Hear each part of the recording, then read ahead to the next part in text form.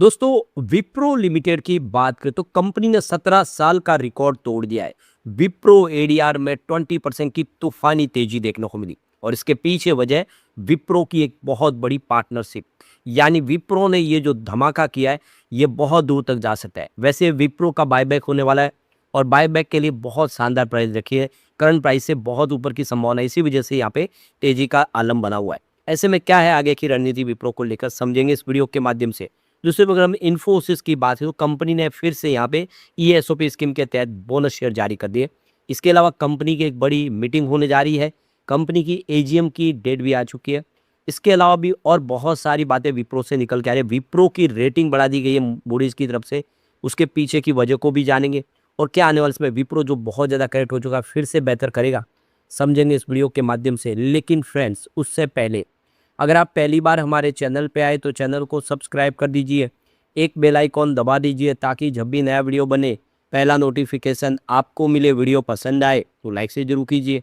चलो friends video start करते हैं। मैं हूँ आपका दोस्त एसबी दवे और हमारे अपने चैनल ऑनलाइन कमाई में आपका बहुत बहुत स्वागत है। सबसे पहले विप्रो लिमिटेड के कारोबार की बात करें तो 204 पर आप देखें क्लोजिंग देखने को मिली 1.25% की तेजी के साथ फ्राइडे को। तो यहाँ पे देखिए विप्रो काफ़ी अच्छा कर रहा है। जैसे देखिए अभी अपने लो प्राइस के आसपास ही है, जो 186 इसका 52 वीक का लो बना हुआ है। स्टॉक 211 के हाई बनाई है फ्राइडे को, लेकिन जो 52 वीक का हाई है वो 273 है, उससे स्टॉक अभी नीचे है और इसी वजह से यहाँ से आगे बढ़ने की उम्मीद दिखाई दे रही है।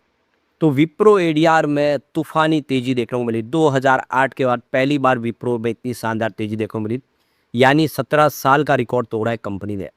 तो देख दो कि सर्विस नाउ के साथ में जो इन्होंने पार्टनरशिप की और जो बायबैक की खबर है उसने पूरा पॉजिटिव माहौल बना, जिसकी वजह से ये विप्रो ने कमाल किया है।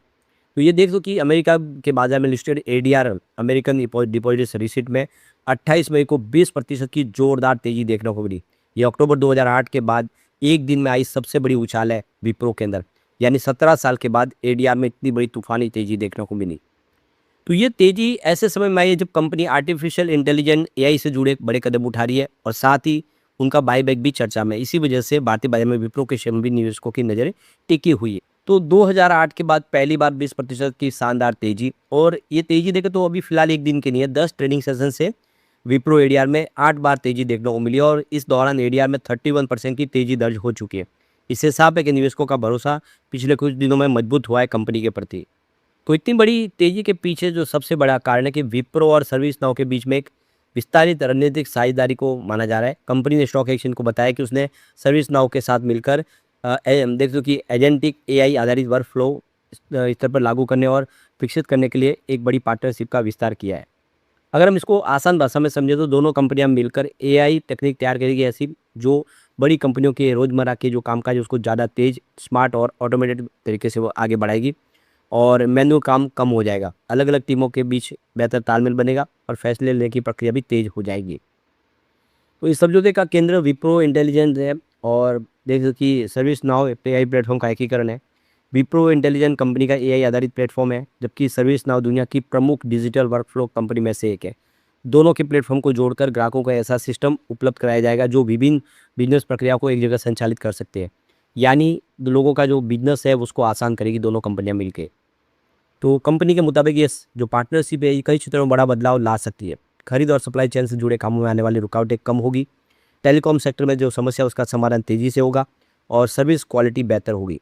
साइबर सिक्योरिटी ऑपरेशन ज़्यादा मजबूत होंगे और सुरक्षा से जुड़ी घटनाओं पर तेज़ी से प्रतिक्रिया दी जा सकती है। तो विप्रो की जो अमेरिका जो A1 स्ट्रेटेजी मार्केट है उस यूनिट के जो सीईओ है मलय जोशी का कहना है कि कई कंपनियां एआई अपनाना चाहती है, लेकिन बिजनेस की ज़रूरत और एआई के वास्तविक इस्तेमाल के बीच में अभी भी बड़ा अंतर मौजूद है। उन्होंने कहा कि सर्विस नाउ के साथ बढ़ाएगी ये पार्टनरशिप इस अंतर को खत्म करने का प्रयास है। इसका मकसद है कंपनियों की व्यावसायिक जरूरतों को उद्योग आधारित एआई के समाधान में बदलना, यानी दोनों मिलकर कंपनियां एक नया सॉल्यूशन प्रोवाइड करेगी। तो नई व्यवस्था के जरिए कंपनियों को महत्वपूर्ण फायदे मिलने की उम्मीद है। सभी विभागों के काम से जुड़े अनुरोध एकीकृत तरीके से प्रबंधित किया जा सकता है। इसके अलावा भी काम पूरा होने की प्रक्रिया में पारदर्शी भी होगी और हर क्षण की निगरानी भी आसान हो जाएगी। मैनुअल कोऑर्डिनेशन कम होने से काम पूरा करने का जो समय वो घटेगा। साथ ही बिजनेस में कौन सा काम किस स्थिति में है उसकी इस पर जानकारी भी मिल जाएगी, यानी सारे बिजनेस किस तरह से आगे बढ़ाना है उसका पूरे सटीक जानकारी मिल जाएगी। दूसरी तरफ बाईबैक का उत्साह भी मार्केट में बहुत जोर से चल रहा है। तो 5 जून को कंपनी बाईबैक की रिकॉर्ड डेट फाइनल कर दिया है। रिकॉर्ड डेट के आधार पर तय किया जाएगा कि कौन से शेयर धारक है उसको बाईबैक का फ़ायदा मिलेगा। तो 5 जून के पहले जिनके डीमैट अकाउंट में शेयर होंगे वो बाईबैक का फ़ायदा उठा सकते हैं। तो दिलचस्प बात यह है कि अमेरिकी बाजार में एडीआर धारक भी बाईबैक प्रक्रिया में भाग ले सकते हैं, यानी जो यूएस में एडीआर में जिनका मार्केट में उन्होंने खरीदारी की वो भी यहाँ पे बाईबैक का फ़ायदा उठा सकते हैं, जिसकी वजह से एक पॉजिटिव माहौल बना हुआ, क्योंकि करंट प्राइस से बाईबैक काफ़ी ऊपर कंपनी कर रही है। तो ये देख सकते हो कि करंट जो बाईबैक रखी है प्राइस वो 250 के, स्टॉक अभी 205-10 के आसपास है। कंपनी करीब 15,000 करोड़ के टेंडर यहाँ पे करने जा रही है, यानी 15,000 करोड़ शेयर लेगी। तो करीब 20 से 23% के प्रीमियम पे कंपनी खरीद रही है। 5 जून की रिकॉर्ड डेट है, ये आपको ध्यान रखना है। तो एलिजिबल शेयर होल्डर जिनके पास डीमैट अकाउंट में शेयर होंगे इस दिन, वो सारे एलिजिबल होंगे, उनको फ़ायदा होगा। तो एक अच्छा मौका है यहाँ पे दिखाई दे रहा है। अब यहाँ पे इन्फोसिस लिमिटेड की बात है तो 1156 पर क्लोजिंग थी 0.30% की गिरावट के साथ। तो यहाँ पे देखिए स्टॉक फिलहाल अपने निचले लेवल पर है, 1089 का इसका 52 वीक का लो, और अभी फिलहाल 1182 के आसपास स्टॉक कह सकते हैं। तो 100 रुपये ऊपर है, लेकिन 1700 का ही बना हुआ 52 वीक का हाई उससे काफ़ी नीचे है। और कंपनी ने आप देखिए बाईबैक भी 1800 के आसपास लाया था। अब यहाँ पे इन्फोसिस लिमिटेड अपने एलिजिबल जो एम्प्लॉयज़ है उनको शेयर अलॉट करने जा रही है। वो करीब 8,95,814 इक्विटी शेयर यहाँ पे जारी किए जा रहे हैं, जिसकी फेस वैल्यू ₹5 है। तो बोर्ड ऑफ डायरेक्टर की 26 मई 2026 को मीटिंग हुई, जिसमें अप्रूवल दिया गया, और ये अप्रूवल देख सकते हो कि 29 मई को निकल कर आया, जिसमें 88,115 इक्विटी शेयर जो है वो 2015 इंसेंटिव स्कीम जो है उसके तहत दिए जा रहे, और 8,07,690 इक्विटी शेयर है वो Infosys stock exchange ownership programme 2019 के तहत दिए जा रहे। तो जो एम्प्लॉय जिन्होंने अपने गोल को अचीव किया उनको ये शेयर बोनस के रूप में जारी किए जा रहे। तो ये देखो कि 29 मई इसकी इफेक्टिव डेट है, और आप देख सकते हो कि फेस वैल्यू जिसकी ₹5, इसके लिए आप देखें तो कंपनी ने काफ़ी शानदार फैसला कर दिया है। और इसी तरह से अगर आप भी इन्फोसिस के एम्प्लॉयज़ हैं तो आपको इसका फ़ायदा मिलेगा ज़रूर। तो यहाँ पे कंपनी के बहुत सारे इवेंट होने जा रहे हैं जिसकी जानकारी दी गई है। तो ये देख सकते हो कि यहाँ पे 5 जून 2026 को ये देख सकते हो कि कॉल इंडिया कॉन्फ्रेंस 2026 होगी। ये ग्रुप और 1-to-1 मीटिंग होगी मुंबई के अंदर।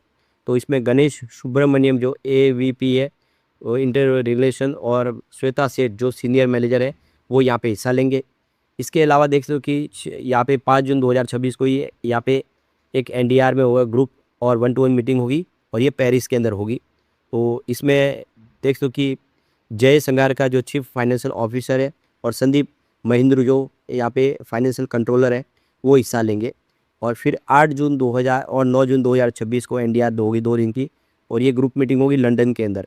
इसमें जय संघनी का चीफ फाइनेंशियल ऑफिसर होंगे और संदीप महेंद्रू, तो ये हिस्सा लेंगे, अपने जो भी कंपनी की जो रणनीति है उसको बताएंगे। फिर 8 जून को ही देख सकते हो कि यहाँ पे एक बोफा का जो ग्लोबल रिसर्च इवेंट होने जा रहा है, कॉन्फ्रेंस 2026 सॉरी। तो ये ग्रुप 2 ग्रुप और 1 मीटिंग होगी लंदन के अंदर। इसमें जय संग्रह का जो चीफ फाइनेंशियल ऑफिसर है और संदीप महेंद्रू हिस्सा लेंगे। कंपनी की एजीएम होने जा रही है, ये देखिए 45वीं एजीएम होगी 2025-26 के लिए, और एजीएम का जो टाइम है वो 4 बजे शाम का होगा, मंगलवार 23 जून 2026 को। वीडियो कॉन्फ्रेंसिंग और ऑडियो विजुअल के माध्यम से जुड़ पाएंगे सभी लोग। अब यहाँ पे देखिए जो यहाँ पे डिविडेंड पेबल जो डेट रखी है कंपनी की वो 25 जून 2026 है, गुरुवार। तो कंपनी यहाँ पे डिविडेंड देगी, इसकी डेट आ गई है।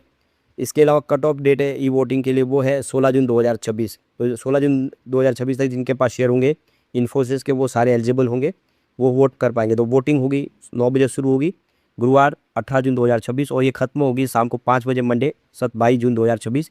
तो ये डेट आपको ध्यान रखनी है, आप भी एलिजिबल है तो इसका फ़ायदा उठा सकते।